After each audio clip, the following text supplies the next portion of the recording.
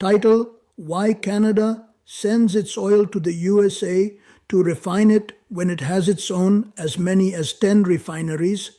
Friends, Canada is one of the world's largest oil producers and has a great strength of its own in this field. Yet most Canadians don't know this. We export most of our crude oil to the United States and sometimes buy back gasoline and diesel from them. Why does this happen? Let's understand simply and clearly. 1. Where the oil comes from. Almost all of Canada's oil, about 95%, comes from Western Canada, mainly Alberta's oil sands. But most Canadians live far to the east, in Ontario, Quebec, and Atlantic provinces. The pipelines we built decades ago send oil south to the US, not across Canada from west to east, so the oil flows where the pipelines go toward the US too. The refinery difference. Alberta's oil is heavy crude, thick and dense. It needs specialized refineries to process it.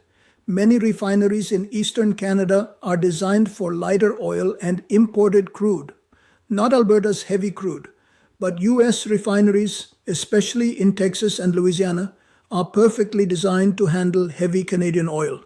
So the system formed. Canada sends heavy crude to US refineries. Canada sometimes buys back refined gasoline and diesel 3. The numbers: Canada produces around 5 million barrels of crude per day, but we can only refine about 1.9 million barrels per day here in Canada. So we must export the rest.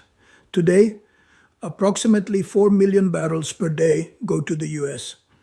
We import approximately 0.5 million barrels per day of refined fuels. This is not about lack of oil. It's about refinery design and pipeline direction. 4. Why it stays this way. Building new refineries in Canada would cost tens of billions of dollars and take many years. And pipeline projects like Energy East, which could move oil across Canada, were cancelled due to politics, environmental debate, and high costs. So the easiest and cheapest system continues. Produce in Alberta, send to US refineries. Some fuel returns to Canada. Canada is rich in oil.